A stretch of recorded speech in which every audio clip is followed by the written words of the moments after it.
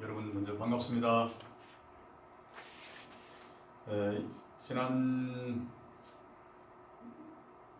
화요일날, 수요일날 비가 오고 난 뒤에 울산의 날씨가 많이 차워졌습니다. 아무쪼록 여러분들 건강관리 잘 해주시면 고맙겠습니다. 오늘은 먼저 13주차 수업을 진행하도록 하겠습니다. 먼저 그 수업 전에 한2 차례 말씀을 드렸습니다만 여러분들 그 레포트를 지금 작성하고 계시는 걸 알고 있는데 다음 주 14주차 되는 12월 3일 18시까지 제 메일로 송부를 해주시면 고맙겠습니다.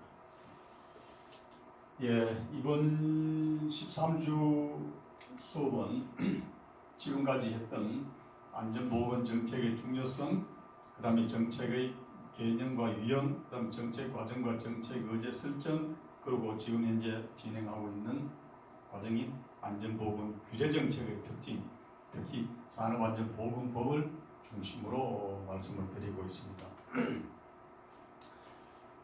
지난주에 말미에 정리를 해드렸습니다만 그 정책 중 배분 정책이 있는데 이 배분 정책의 내용이 뭐냐라고 말씀을 드렸습니다. 특정한 개인, 집단, 그리고 지역 주민들과 일부 부분에 대해서 이익과 서비스를 배분해주는 정책이라고 말씀드렸죠. 그 예를 든다면은 지난주에도 말씀드렸습니다만 지금 이슈가 되고 있는 겁니까? 우리 동남권을 중심으로 해서 최근에 이슈가 되고 있는 동남권 신공항 어떻게 할 것인가? 사실 이것은 이번 어떤 정부만이 아니고 지난번 우리 MB 정부 때나 또는 박근혜 정부 때 그 정부의 정책의 논리에 너무 정치권의 어떤 정치 논리로 지금 가고 있다. 그때 이미 그 당시에 대통령 임기가 5년이죠, 그죠? MB 정부 때 아주 논란이 많았죠. 그리고 또 다음에 박근혜 정부 때 역시 마찬가지입니다. 어디를 결정하겠다, 어떻게 하겠다, 동남권 신공항을 어떻게 하겠다라고 했는데 이번 지금 또 정부에서 물론 뭐 우리 정치적 논리에 대해서는 우리 수업이기 때문에 민감한 부분이 없잖아 있습니다. 그래서 그런 부분은 말씀드리기는 좀 부담스럽지만 어쨌든 이 정책의 안전보건 정책도 역시 마찬가지 어떤 정치적 논리에서 움직여서는 되지는 않는다. 단 우리는 생명을 담보로 한 어떤 협상도 해서는 안 됩니다. 그런 맥락에 보면은 우리가 그 배분 정책이라는 것은 어떤 신공항을 A라는 지역을 가겠다, 또는 B라는 지역을 가겠다. 그거는 의도적으로 정치적으로 상당히 관심을 갖고 진행한 부분이 많죠.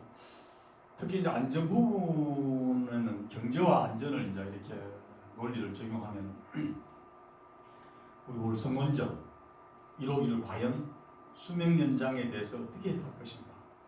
고리원전 1호기는 이미 1호기를 폐쇄하는 걸로 폐쇄 지금 순서에 들어갔죠.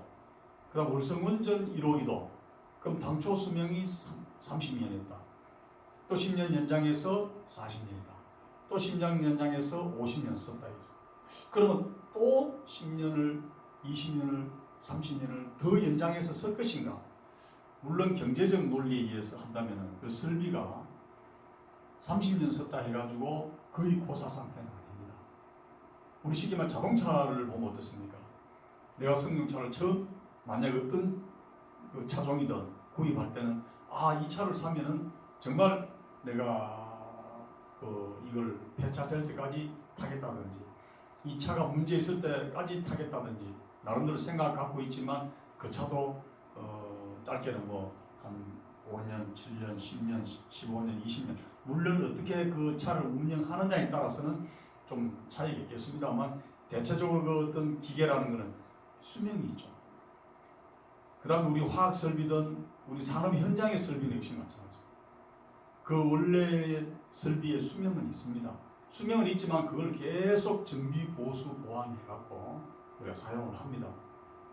그렇지만 그것은 민간 부분이기 때문에 수명이 예를 들어 A라는 회사에 아주 중요한 리액터 이런 부분에 대해서 어떻습니까? 이 설비는 30년이 수명이니까 30년 쓰고 바꾸자 이런 어떤 매뉴얼은 거의 없죠. 한 설비를 하게 되면은 그 보통 어떤 설비의 특성상 또는 그 취급하는 물질에 따라서 그 리액터의 두께라든지 또는 재질이라든지 모든 것이 이제 결정되기 때문에 보통 보면 그게 돈을 치면 상당히 고가죠. 일반 배관도 고가지만 그렇다면 그 설비가 수명이 30년 썼으니까 이 리액터는 지금 쓸 수도 있지만 30년 수명이니까 다시 교체해야 되겠다 라고 하는 회사는 별로 없을 겁니다. 그렇지만 우리 원자력 산업은 어떻습니까? 정부에서 설계하고 기획하고 정부 주관하에 설계하고 정부 주관하에 시공을 하고 정부 주관하에 운영을 하지 않습니까? 주체가 정부니까. 그러니까 그걸 수명이 30년에서 10년 연장해서 40년, 40년에서 수명 연장해서 50년. 그럼 50년 썼는데 평가를 해보니 이 정도는 충분히 쓸 수 있다라고 했을 때는 또 10년 더 연장해서 쓸 수는 있겠죠. 그러나 그런 어떤 안전상의 문제가 아니고 정치 논리에 의해서 지금은 원전은 우리가 폐쇄를 해야 될 정부 정책이다. 이번 정부에 라고 하면 쓸 수 있는데도 불구하고 폐쇄 안 한 걸로 이렇게 인식할 수가 있다. 아니면 두 번째, 진짜 이 설비가 우리가 40년, 50년 썼으니까 안전성이 더 우선이기 때문에 경제성보다는 그래서 이걸 폐쇄해야 되겠다라고 한다면은 그건 아주 합당한 논리이고 정치에 맞는 논리죠. 그러나 어떤 정치적인 논리에 의해서 여기서 정치적 논리에서 내가 생각했을 때 이건 잘못된 거야. 내가 봤을 때는 안 할 거야. 라고 하면서는 좀 곤란하지 않느냐. 그렇지만 그게 어떤 기계 메커니즘상, 재질상, 또 정부의 어떤 방침도 있겠지만 어쨌든 우리가 배분 정책이라는 것은 어떤 논리 정연한 데 따른 정책이 돼야지 그 자체가 하나의 정치적 논리에서 이렇게 너무 민감하게 움직이는 건 우리가 안전 보건을 보면 조금 우리가 고려해야 될 사항이지 않느냐 이렇게 말씀을 해줄 수가 있습니다. 자, 그러면은 우리 배분 정책에 어떤 메커니즘을 갖고 있는가? 첫째는 정부가 있겠죠. 정부가 있으면 정부는 어떻습니까? 지원을 해줄 수 있는 한계가 있습니다. 우리가 공공병원이라든지 또는 산업박물관이라든지 또는 신공항이라든지 또는 우리 KTX 노선이 서울에서 경부선 같으면 부산을 갑니다. 그럼 이걸 울산의 KTX역을 만들어야 되는가? 아니면은 울산, 부산, 경주 관계가 불과 KTX는 워낙 고속가기 때문에 경주에 KTX역이 있고 또 울산에 역이 있고 부산 간다고 불과 한 30분 내에 여기 두 개가 생긴다는 것은 고속열차로 봤을 때는 맞지 않다라고 해서 어떻습니까? 울산역은 당초에는 계획이 없었습니다. 없이 서울, 대구에서 경주, 울산을 통과해서 부산을 갔었죠. 그러니 경주역과 그럼 울산역을 어떻게? 정치 논리에서. 그러니까 경주에 두고 울산에 안 주면은 문제가 생기니까 경주와 울산의 중간 지점 우리 행정구역상은 지금도 내남 쪽에 한다면은 경주의 남쪽이고 울산의 북쪽이 되니까 그 지점을 하면 경주도 어느 정도 만족하고 울산도 만족하지 않느냐라고 당초 계획은 진행을 했었죠. 마침 그 당시에 내남 거기에 KTX역을 조성을 하려고 보니 문화재가 너무 많이 나옵니다. 도저히가 안 되겠다. 그래서 결국 그걸 잡고 이제 위쪽으로 올라갔습니다. 위리가 아래쪽에 울산과 경주 사이에 있었는 게 이제 자꾸 경주 쪽으로 위쪽으로 올라가다 보니 울산은 자꾸 멀어진 거죠. 그래서 그때 우리가 정치 논리를 위해서 우리가 아니다. 울산이 앞으로 지금도 광역시지만 그 당시에 광역시지만 앞으로 인구가 120만, 140만, 150만 더 크게는 더 많은 우리 유입 인구가 들어와서 광역도시의 어떤 KTX역이 없을 수 있느냐라고 우리가 아주 집요하게 울산 시민들이 100만 시민의 서명운동하고 이렇게 해가지고 진행했었죠. 그래서 그걸 우리 그 당시에 이제 청와대도 건의도 하고 그때 우리 또 대통령 선거 때도 공약도 내주고 그래서 결론적으로 그때 당시에 대통령이던 우리 노무현 대통령 그 말씀하셨잖아요. 아니 사람이 많이 있는데 KTX 역을 왜 만드느냐? KTX가 왜 만드느냐?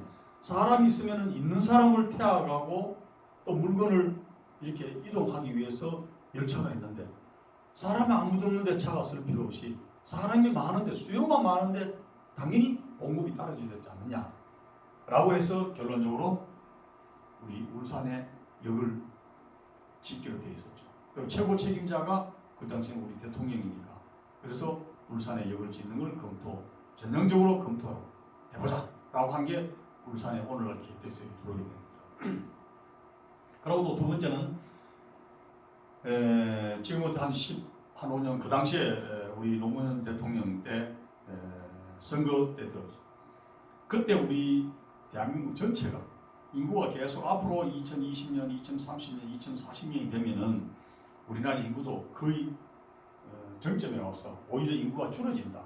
그렇다면은 학력 인구가 줄어지기 때문에 대학을 이렇게 다시 자꾸 짓는 것은 맞지 않는다라고 했습니다. 그때 우리 울산이 97년도에 광역시로 된 거 이후에 집요하게 울산 시민들이 염원하고 바랐던 게 바로 뭡니까? 울산에 국립대학이 없다. 울산에 광역시 규모의 국립대학이 있다는 것은 진짜 이거는 좀 울산 시민을 교육을 받을 수 있는 평등의 논리에 맞지 않는다. 두 번째는 울산에 그 당시에도 110만 그 당시에 110만 울산 시민의 4년제 대학이 하나밖에 없었어요. 우리 울산대학. 그 다음에 우리 춘해 보건대학, 그 다음 울산과학대학. 인구 110만에 4년제 대학 하나 있고 전문대학 2개 있다는 것은 이거는 안 맞다. 인근에 보더라도 경주 인구가 거의 한 20만 3만인데도 동국대학교, 경주대학교, 위덕대학교 3개나 있지 않습니까? 이거는 맞지 않는다. 그리고 그 당시에 울산에 고3 졸업생이 거의 13,200명 정도 됐습니다. 저희들 평가에 13,200명 중에 울산대학교, 춘해대학교, 울산과학대에 들어오는 사람 한 5,000명 정도가 울산에서 이렇게 대학을 다니고 나머지 한 8,000여 명은 대부분 다 외지로 나갑니다. 부산, 그다음 대구, 좀 더 이제 그 한국 수도권 쪽으로 물론 우리가 그때만 해도 뭐 서울 쪽에 아주 수도권 쪽에 우수한 대학을 가는 사람을 무조건 울산에서 공부하게 해서는 되지 않죠. 뭐 자유가 있으니까 가고 그 대신에 인근에 있는 국립대학, 뭐 부산대학이나 경북대학이나 요 인근에 있는 대학을 국립대학을 간 사람들은 가급적이 울산서 국립대학을 만들어가 여기서 공부하게 함으로써 그 사람들이 졸업을 하고 울산에 남게 해야 됩니다. 울산에서 고등학교 졸업하고 만약에 부산 간다, 대구에서 만약에 공부를 한다 라고 하면 거기에 어느 정도 또 아지트가 마련되니까 거기에 안주할 확률이 많다. 그럼 젊은 청년들이 대부분 다 외지로 빠지는 현상입니다. 인구 유출이. 그래서 울산의 국립대학을 집요하게 우리가 국립대학을 해야 됩니다. 라고 그때마다 이제 우리가 청와대도 건의도 하고 또 대통령 선거 때 공약사항으로 제시한 게 그 당시였습니다. 그때만 해도 어떻습니까? 울산에 국립대학을 설치해 주십시오.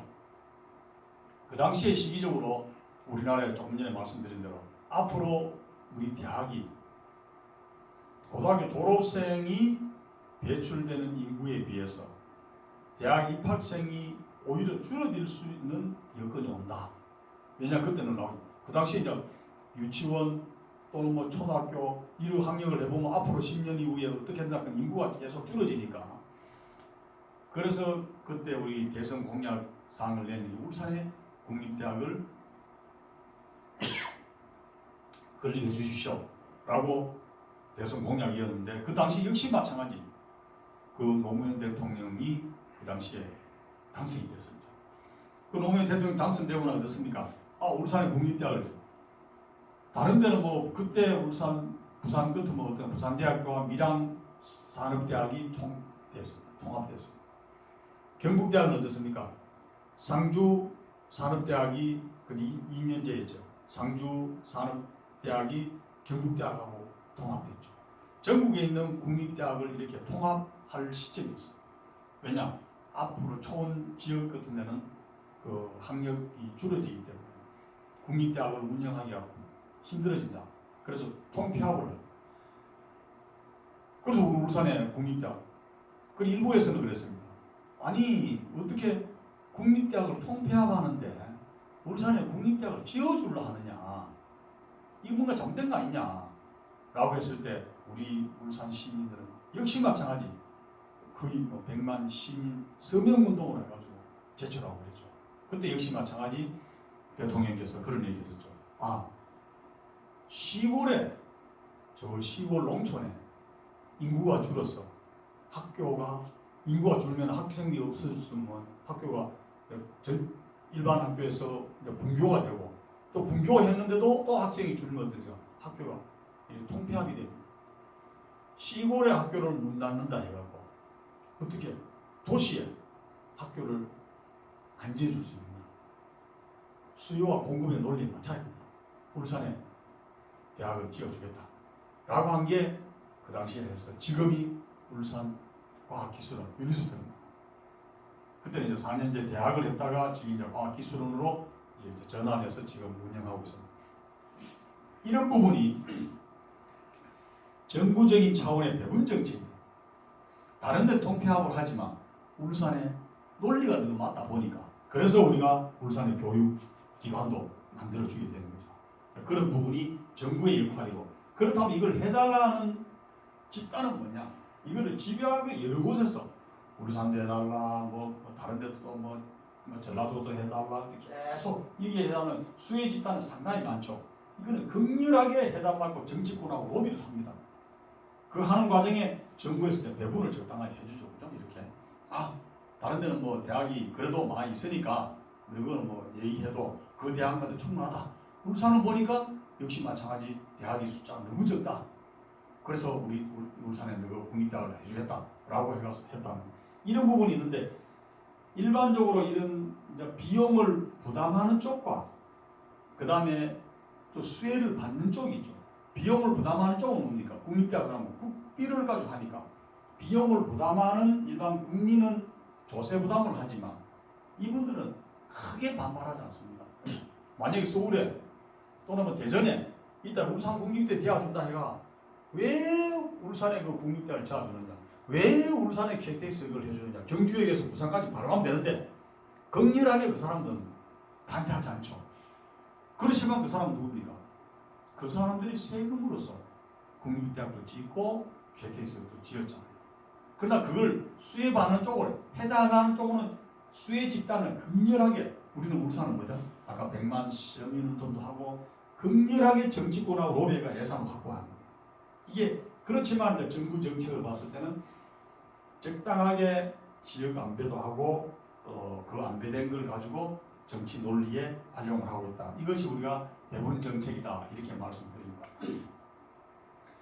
배분 정책의 일반적인 특징은 수혜 집단과 그 다음에 비용 부담 집단. 수혜 집단은 아까 말씀드린 대로 KTX 울산 만들어진다니까 수혜 집단은 누굽니까? 울산 시민이죠. 지역. 그 다음 비용 부담 집단은 뭡니까? 전체 일반 국민입니다. 국비를 가지고 건설합니다. 불특정인이죠.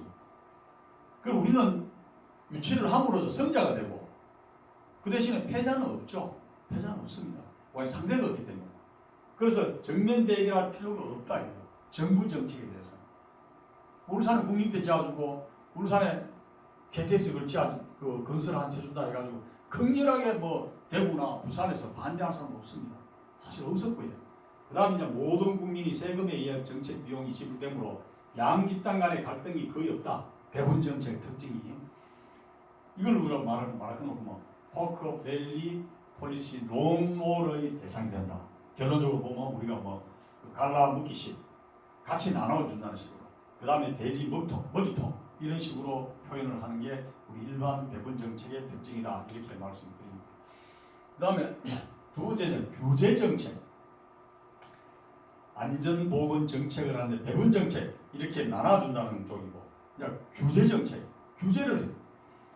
특정 개인이나 집단의 형태에 제한 또는 규제를 부과하는 정책이죠. 이 안전보건의 가장 핵심이 어찌 보면 규제 정책. 배분 정책은 어떤 SOC 사업을 어떻게 학교를 지어주겠다, 교량을 낳아주겠다, 뭘 해주겠다 하는 그런 개념에 안전보건하고는 큰 관계가 없을 수 있어요. 그죠? 그러나 이 규제 정책은 우리 안전보건 정책하고 직접적인 관계. 첫째는 보호 규제 정책. 다수를 보호하기 위해서 소수를 규제하는. 뭡니까? 안전보건 환경규제. 안전하려면 어떤 산업안전보건법상에 사업주를 규제를 해야 그 안전조치를 해라, 안전예산을 확보해주라, 시설을 개선해라 라고 규제를 함으로써 그 규제가 시행이 됨에 따른 혜택은 누가 봅니까? 근로자가 보잖아요. 규제를 함으로써 혜택 보는 사람은 국민이에요. 그 다음에 산업사고로 인한 환경오염. 예를 들어 석유화학 공장에 문제가 생겼다. 화재 폭발이 났다. 회사 안에 있는 사람도 다칠 확률이 있지만 결론적으로 보면 지역 주민이 다칠 확률입니다. 그럼 어떻게? 사업주를 규제함으로써 옆에 있는 지역 주민들을 보호한다. 이게 지금 현재 환경법적인 뭔가? 화학물질 평가법, 화학물질 관리법, 화평법, 화가법. 이 법 중에 다른 법보다는 상당히 강법입니다. 기업을 봐서 그냥 상당히 부담되는 법이죠. 이게 이제 우리 보호 규제 정책이죠. 누구를, 뭘 보호하냐? 산업안전보건법상에 근로자를 보호해서 사업주를 규제하고, 또는 국민과 인근 주민을 보호하기 위해서는 기업을 규제하고, 이게 이제 규제 정책, 보호적 규제 정책이고, 그러니까 경쟁적 규제 정책이죠.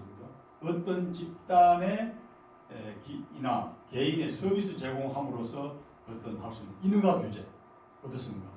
뭐 건물은 3층 이상 지으면 안 된다. 그리고 위험물 저장 탱크 시설은 물질에 따라서는 탱크와 탱크 사이의 용량에 따라서는 10m 이상 띄워야 된다. 근데 인허가 규제 정책 이런 것을 우리가 규제 정책에는 보호적 규제 정책, 사업주를 규제함으로써 거기에 혜택 보는 것은 근로자다. 또는 사업주에 대한 시설 개선이나 이런 하는 것은 결론적으로 그 지역의 주민들의 안전이나 환경 보건에 어떤 피해를 줄일 수 있는 정책이다. 이렇게. 그 다음에 경쟁적인 것은 문제가 생기면 어떻습니까? 항상 법적으로 인허가 정책을 하고 있다. 요거는 도표를 보면 이제 보호적 규제 정책, 정부에서 비용 부담 집단은 뭡니까? 기업체죠. 기업체. 어떤 환경오염 물질에 대한 안전 규제. 그 다음에 수혜 집단은 일반 시민이요. 시민. 이걸 하기 위해서는 만약에 정부하고 비용 부담하는 기업에는 어떻게? 기업에서는 이걸 일시하면 우리가 기업하기 어렵다. 기업하기 어렵다. 너무 안전 규제가 심하다. 라고 하고 어떻습니까? 정부에서는 계속 규제를 하죠. 그죠? 그리고 정부에서는 수혜 집단에서는 어떻습니까? 이걸 잘한다. 정말 잘한다. 더 규제를 더 해야 된다. 이렇게 또 수혜 집단 시민 입장에서는 만약에 국가산다 석유화단지에 유해 물질이 어떤 위험 물질이 만약 누출된다. 그러면 누출하지 않게끔 또는 환경오염 물질이 나오지 않게끔 철저하게 앞으로 미세먼지나 또는 화물량이나 질소화합물을 어떻게 규제하겠다. 지금은 50에서 35로 낮추겠다. 라고 하면 어떻게? 비용 부담하는 기업에서는 지금 50을 배출하는 것도 시설을 개선해가지고 상당히 부담이 가고 원료도 정정연료를 떼야 되고 고가를 해야 되는데 이런 식으로 또 35로 규제를 더 낮춘다면 우리가 더 힘들어진다라고 하지만 저항을 막았죠. 그러면 규제는 합니다. 그렇지만 일반 거기에 따른 수혜 집단은 누굽니까? 울산 시민이고 국민이야. 맞다. 50에서 30을 낮춰야 된다. 그 지지를 하는 거죠. 그러나 이제 거기에 따른 외부의 인원 참여는 뭡니까? 주로 보면 이제 우리 울산도 환경운동연합이라든지 시민안실련이라든지 이런 쪽에서는 그런 도와 언론과 정치는 대부분 다 정부의 우호적이죠. 우호적이. 대부분 시민 쪽이니까. 왜냐? 기업 샤워는 안 해줘. 기업이 어렵다고 하지만 그래도 수혜의 집단, 국민의, 시민의, 지역 주민들의 건강과 안전 확보를 위해서는 그게 맞다라고 하는 외부 참여인 NGO나 언론에 이르서는 지지를 합니다. 그래서 이제 소수 동일정이 비용 부담하는 것은 소수죠. 기업은 1개, 2개, 3개는 이루고, 그리고 수혜받는 사람은 다수입니다. 여러 사람 시민들이. 그래서 우리가 안전보건 정책은 그래도 규제 정책이다. 결론적으로 규제를 하지 않으면은 그게 관리하기 어렵죠. 지금 뭐 경유 차량 몇 년도 이전에 생산되는 아예 우리가 운영을 못하게 하는 거예요. 왜냐? 뒤에 배출 오염 물질이 많이 나옵니다. 이런 부분도 우리가 규제 정책의 일환이다. 그 다음에 경쟁적 규제 정책. 예를 들어 정부가 있으면은 수혜 집단과 비용 부담 집단. 여기에는 어떻습니까? 예를 들어 경쟁적 하면은 그 정부와 일반 시민 사이에 수혜 집단과 비용 부담 사이 하는 거죠.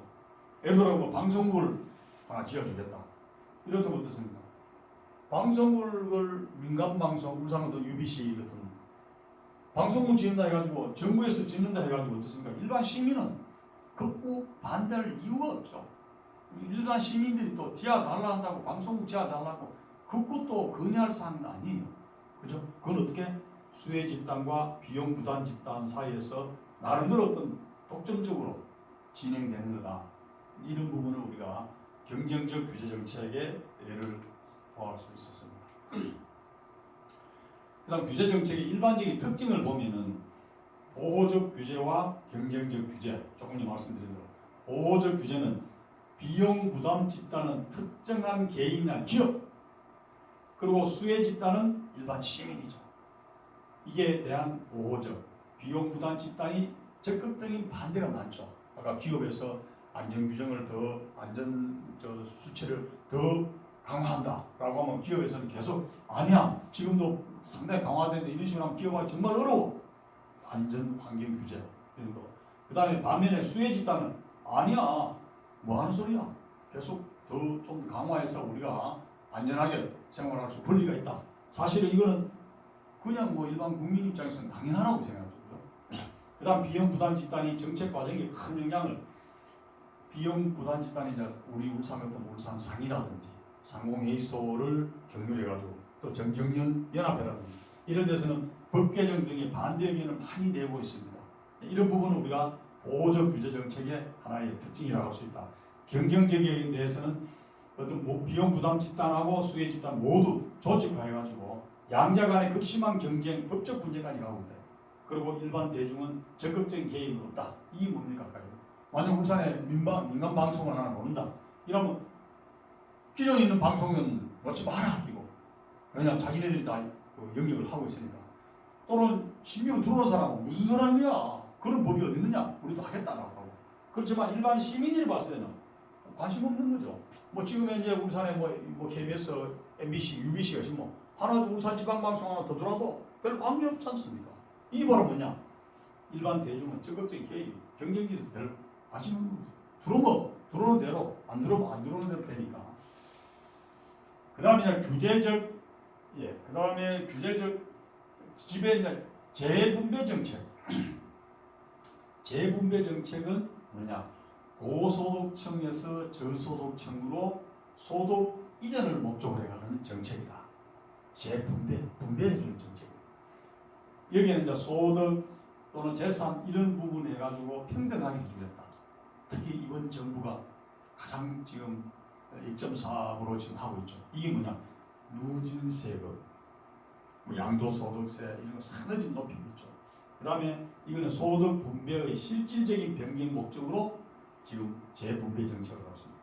대부분 이런 것이 누진세나 이런 거는 사회복지 정책 차원으로 관리가 되고 있다. 이렇게 보고, 재분배 정책의 특징으로 보면은 수혜 집단, 비용 부담 집단.